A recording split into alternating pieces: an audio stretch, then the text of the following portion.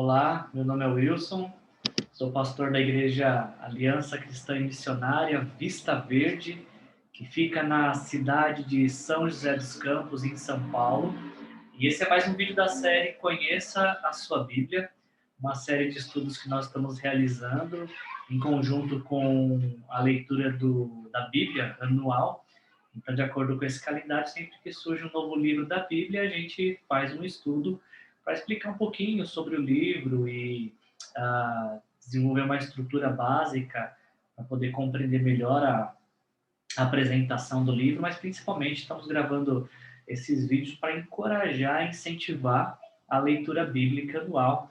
Então, você pode começar hoje mesmo, se você não começou a ler a Bíblia, comece hoje pelo livro de hoje e daqui a um ano você terá lido toda a Bíblia, e isso é muito importante para a espiritualidade, porque lendo a Bíblia inteira você conhece como a história se desenvolve e compreende o plano de Deus, o plano da redenção de Deus de uma maneira completa. Antes da gente falar do livro de hoje, eu ia pedir para você, por favor, se inscrever no nosso canal, também curtir, desde já, se você puder já curtir esse vídeo, e quem sabe até mesmo enviar para um amigo que você gostaria que conhecesse o que você está conhecendo hoje. A gente vai entrar hoje em uma parte específica da Bíblia que fala dos profetas. A gente vai começar hoje a observar e aprender nos próximos meses sobre o ministério dos profetas de Deus. É importante a gente iniciar, então, o livro de hoje. Eu queria só falar um pouquinho sobre esse ministério que surgiu, porque não foi sempre que existiram profetas em Israel. No desenvolvimento do texto bíblico, a gente vê que profetas eles eram tanto porta-voz de Deus, ou seja, Deus falava, e os profetas apenas reproduziam o que Deus estava falando. Então, essa é uma perspectiva do profeta. O profeta é o mensageiro de Deus. Ele não acrescenta, ele não retira, ele não faz nada por conta própria, ele só entrega o que recebeu de Deus.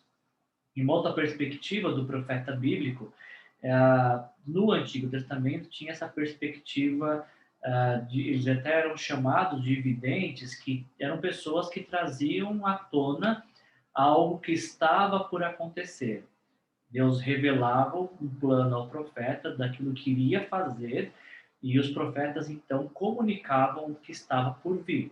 Basicamente, essa seria uma forma de compreendermos o ministério dos profetas. E, como eu falei para vocês, não foi sempre que existiram profetas em Israel. O ministério profético foi desenvolvido ao longo dos anos. A gente pode dizer que o primeiro profeta que existiu em Israel foi Moisés. Inclusive, quando a gente chega ali em Deuteronômio 18:15, o próprio Moisés diz isso, que em algum momento surgiria na história de Israel um profeta como ele. E a este que surgiria, o povo de Israel deveria dar ouvidos. Então começa-se aqui a desenvolver-se a escola de profetas.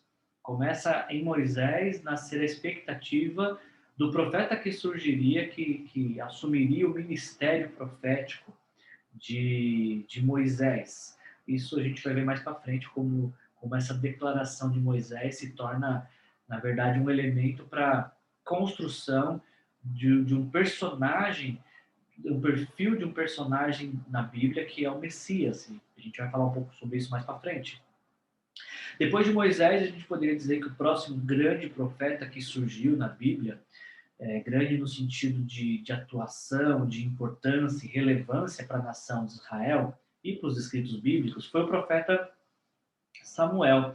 A gente lê logo lá nos primeiros capítulos, em 1 Samuel 3:20, que Samuel ele começa a desenvolver um papel muito interessante na história de Israel, porque em Samuel nós estamos num período de transição entre os juízes e a monarquia de Israel, e Samuel vai exercer tanto o ofício profético como o ofício real. Ele vai se tornar um rei não nominal, mas exercendo a função de rei de Israel e também de sacerdote, que também vai ser um outro elemento na construção da figura do Messias. O Messias que surgiria também seria rei, sacerdote e profeta.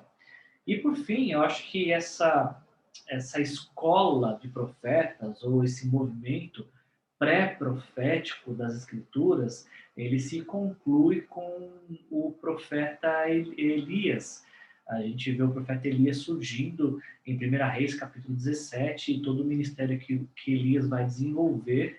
E a partir de Elias, nós vamos ver surgir, então, vários profetas. Claro que sempre houveram profetas um pouco antes e outros depois, mas esses são os pilares do ministério profético. E eu digo Elias porque, embora existiram profetas antes e depois de Elias, Elias é uma figura também simbólica no Antigo Testamento, porque o último livro do Antigo Testamento, o profeta Malaquias, ele diz que surgiria alguém que assumiria o ministério profético de Elias, e este anunciaria a chegada do Messias. Então, me parece que todo o ministério profético da Bíblia, do Antigo Testamento, se desenvolve nesses três pilares: do Moisés, Samuel e de Elias.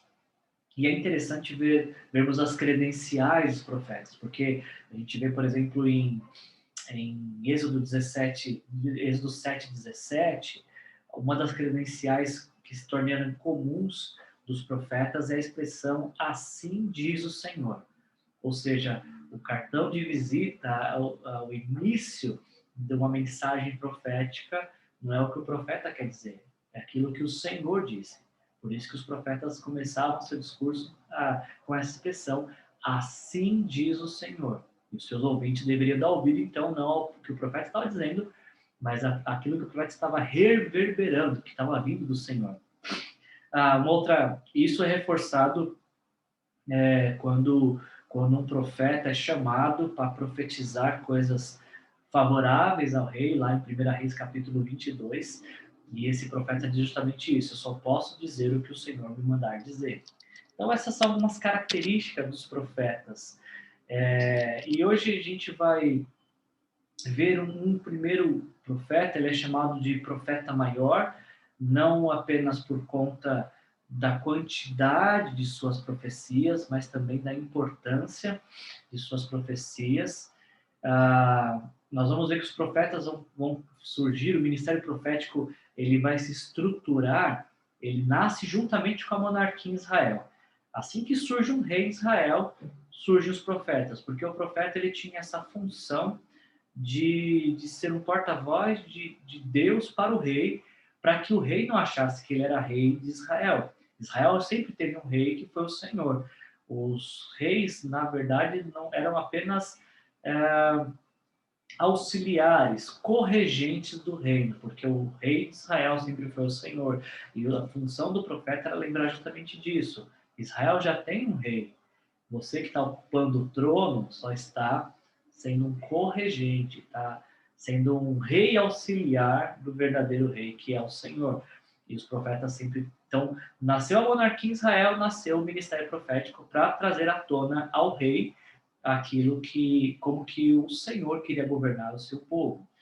Falando um pouquinho sobre Isaías, ele também é conhecido como profeta messiânico, tendo em vista as inúmeras profecias que ele fez sobre o Messias. O Messias é essa figura bíblica que surgiria para trazer a redenção da humanidade. A humanidade que estava desconectada de Deus por conta dos pecados, através do Messias encontraria a redenção e a reconexão, a reconciliação com Deus. Isaías ele é identificado como filho de Amós na Bíblia.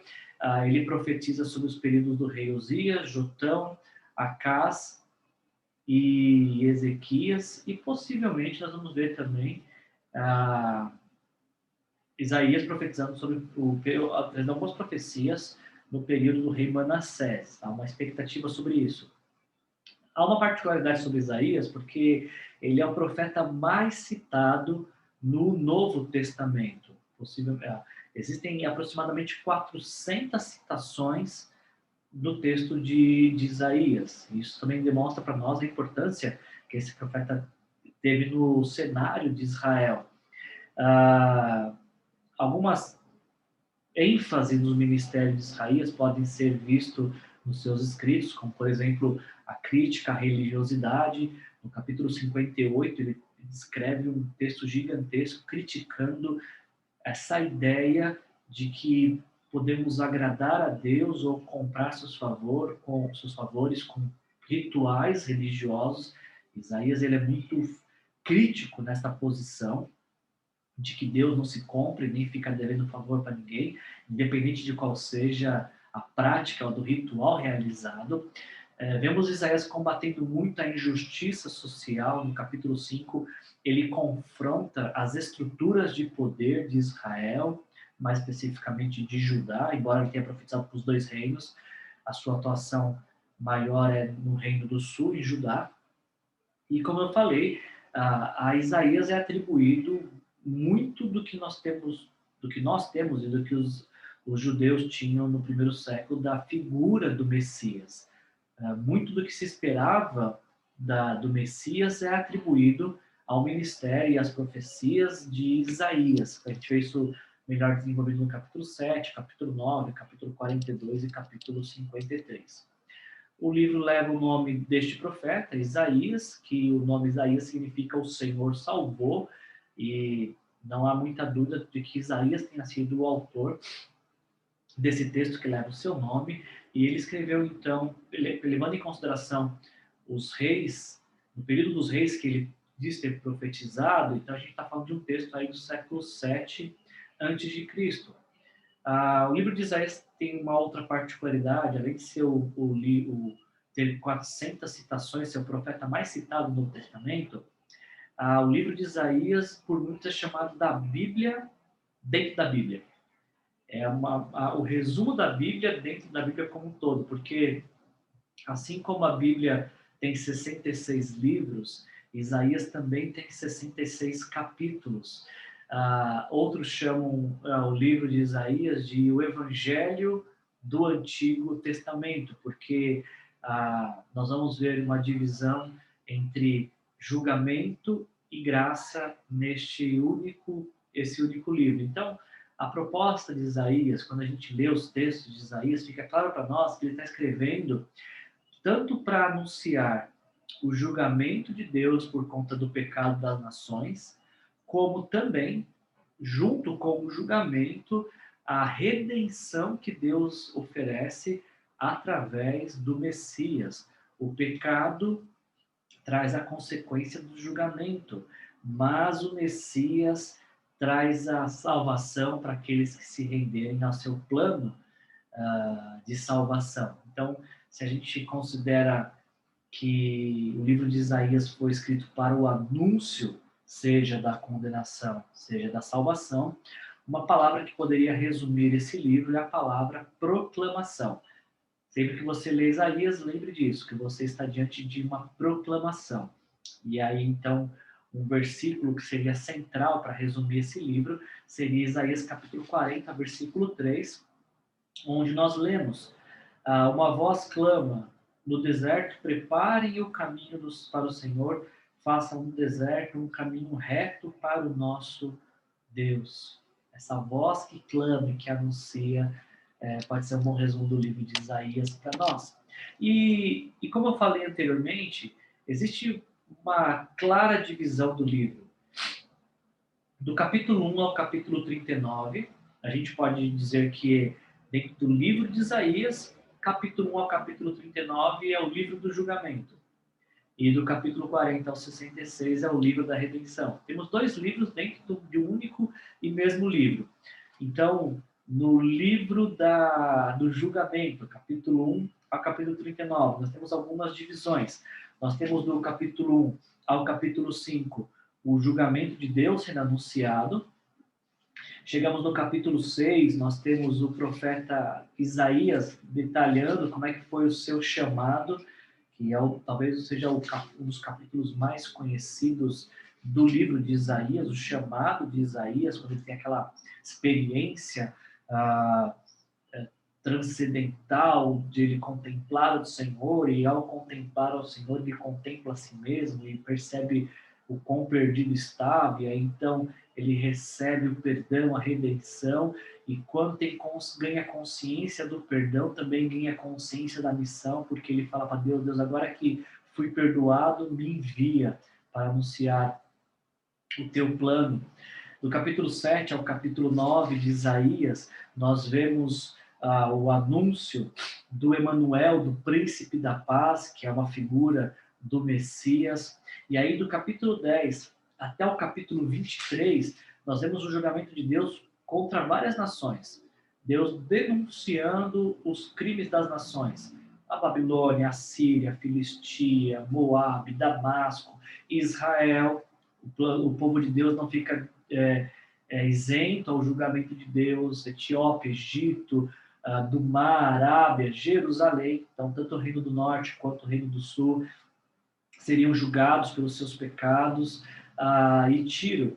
Chegamos no capítulo 24 até o capítulo 35. Alguns chamam esse trecho de 24 a 35 como o pequeno Apocalipse, porque a gente vê uma descrição dos fins dos tempos.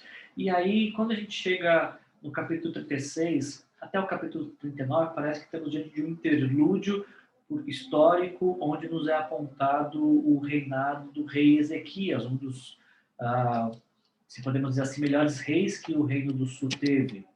Talvez isso esteja nos preparando, então, porque quando a gente chega na segunda parte do livro, o livro da redenção, o livro do consolo, melhor dizendo, o ministério, a vida do rei Ezequias talvez nos prepare para o consolo que virá de Deus. Capítulo 40 a 45, vemos o consolo para o povo de Deus, todos aqueles que estão debaixo do governo de Deus encontram em Deus consolo para suas vidas. Capítulo 46 a 47, mais uma vez, vemos uma palavra de anúncio contra o julgamento contra a Babilônia. Do capítulo 48 até 52:12, nós vemos o anúncio de Deus sobre a liberdade de Judá, Deus libertando o seu povo. E esse capítulo é interrompido do capítulo 52:13 até 53:12.